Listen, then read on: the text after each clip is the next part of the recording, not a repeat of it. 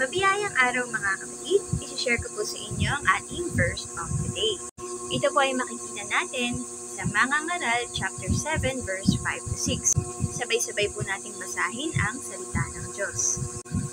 Mas mabuting makarinig ng suway ng matalino kaysa isang mangmang na pupuri sa iyo. Halakhak ng mangmang ay tulad ng siklab ng apoy, walang kabuluhan. Praise God! Kapatid, very common sa mga tao these days na gustong-gustong makakarinig ng papuri. At kung i-rebuke mo, sawayin, o salitaan ng katotohanan, ay galit na galit sa iyo.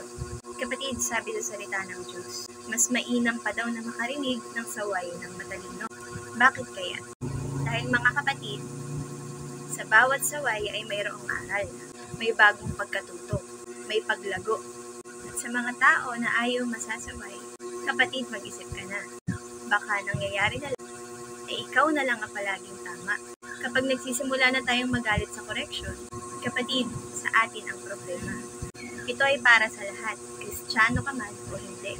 Hindi, como ikaw ay Kristiyano, ay exempted ka na sa salita ng Diyos. Kapatid, ikaw na nakakarinig nito. Ikaw ang unang pinatutungkulan ng Panginoon. Kapatid, wag lang yung gusto natin yung dapat masunod, kundi ang mga nais ng Panginoon sa ating buhay. Yes, correction may hurt us, pero pagkatapos naman nun, ay sigurado ang paglago natin. Yun lamang mga kapatid at pagpalain tayong lahat ng ating Panginoon. God bless us all.